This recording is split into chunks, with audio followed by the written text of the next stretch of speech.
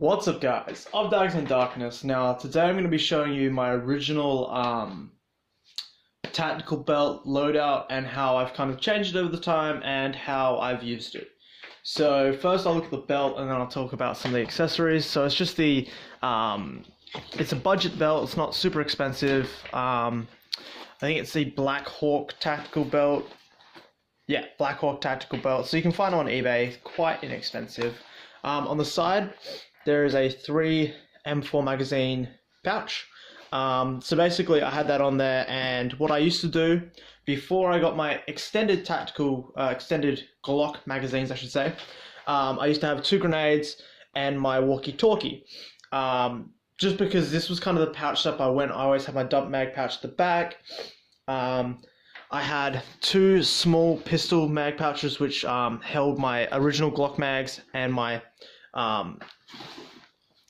pistol pouch, which is just a Velcro pistol waist pouch, and my mag dump at the back. So that's kind of like the basic setup I had before. Obviously the extended Glock mags. I used to run the 2 grenades and the actual the walkie-talkie that I have, which is a 2-way Bofang walkie-talkie. I'll do a review on that later. So yeah, basically it was really comfortable, really easy to work. I have this little key loop for the grenade pins, so the pins would be pulled out permanently and the grenades would just slide in here. They too take a little bit of time to fit in.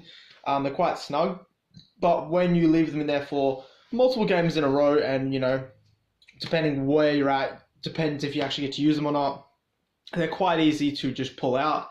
So yeah, that was the basic setup. Obviously, I would either have my M4A1 with a drum mag or my MP5 with a drum mag. And for the spare MP5 drum mag, I would just chuck it in my mag dump. I would never worry about having to use my mag dump as a mag dump. I never really ran too many magazines for my M4A1. Basically just because I just didn't stock any. So yeah, that's kind of just the general gist of it. And the updated version of this basically has this pistol leg pouch, which I've cut a hole in the side of the magazine pouch to fit my my training trench knife, you could say, which is just a rubberized knife. And at some skirmishes, I will use that in close quarter combat, and I'll stab people and just go stab, you know, just a stabbing motion, just touch them with it, and that's a kill without having to shoot them. Saves my gels, doesn't reveal my position as much. Depends if they walk away and actually say that I'm in there. Good players won't expose other players when they're dead. They'll walk back to the spawn and be quiet about it. So that's another thing that can kind of happen. Some players will expose other players and be like, oh yeah, there's a dude, you know, in that corner, and then you get shot up because yeah, they basically were talking while they're dead. But the updated version obviously has 1 grenade, my walkie-talkie at the back, and it would have 3 extended Glock mags in there. They fit quite snug, there's no movement around, so that's quite nice. It means when you open it up, they're not like popping out and flying everywhere. Obviously, depending if I actually rock the drop leg pouch, it does connect to the side here, back here. This moves around, so I do change it up a bit. So it would connect there. And I used to use the drop leg pouch for my customized pump action grenade, kind of like my little pump action shotgun. So basically that's my tactical belt overview, and this is obviously for places that only allow 1 piece of tactical equipment. It depends where you play. So some places have no limit on restrictions on what you can wear via masks, camo shirts and pants, tactical gear, and etc., or just gear in general. Some places will say, you know, don't wear camouflage shirts, don't wear camouflage pants, don't wear face masks, only wear like 1 piece of tactical equipment, which would be either like a chest rig or a plate carrier, molly plate carrier, or a belt. So at the time I felt like the belt was the best thing to wear, specifically because I could attach so much to it. And see, as you can see, there's still room. If you push that to the side, there's still room where I could fit another 3 mag pouch, or basically whatever I wanted to fit on there. So that was kind of what I rocked at the time. Times have changed. I still use this occasionally, not as much. I've got a new and improved piece of equipment, and that will come in the second video to show you, which is nice. It really fits everything I need in a nice compact form. So obviously with also the gear I used to wear with this, I would have just a standard hook sling, nothing too fancy. And that's it really, just a tactical belt overview. A really inexpensive kind of way to boost your gel blaster performance. And people don't understand, like, if you have magazines just hanging in your pockets, they can fall out. You can stand on them and break them. Do invest in a little bit into some like gear. So if it's a tactical belt or a just a belt in general, and you put some pouches and stuff on it, etc., it does improve your gameplay.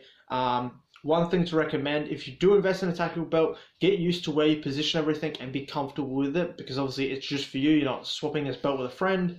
And I don't recommend swapping belts and other stuff. If you're going to run a tactical belt, run it at your comfortability, depending height, tightness, and where all the pouches sit. So yeah, guys, if you've got any questions in the link below, any questions at all, comment down below. I try and get to your questions. Unfortunately, every time I get a question, YouTube, basically when I open it on the phone app, it's not taking me to your question. It just kind of opens to my channel, and it's quite annoying. So yeah, if your question doesn't get answered in a day or so, just comment again, and hopefully I can open it and it will open to your actual question. Also, I get people commenting on like very, very, very old videos, and they're just saying blatantly like outdated information or criticizing stuff. So it doesn't really worry me. But if you do want a question answered, don't forget to head over to my Instagram of Dags in Darkness. I will will reply there. It's quite an easy form to direct message me. But yeah, if you've got any questions, feel free to ask. All the stuff provided here was purchased off eBay, and I will give you a price list. So the belt was like $20. The pouch set and these pouches, these two pouches here, came with the tactical belt. The mag dump was, I think, $15. This triple pouch was like $7 on sale at the time. This leg pouch, which is a right-hand leg pouch, was about $20. The fake trench knife was about $20 as well. So, it's about maybe $130 at best in equipment. It's not high-end equipment. It has lasted me an extremely long time, about 2 years, and it still works perfectly. No frays, no massive rips or breaks. Served me really, really well. And obviously with a tactical belt, you can customize it to yourself. More than a molly vest, I find, because you're limited with specific space. Depending the vest, you only have a front. You might not have sides, and yeah, it just depends. So guys, if you've got any questions, leave it down below, and I'll hopefully get back to you. Peace out, guys, and I'll catch you guys next time.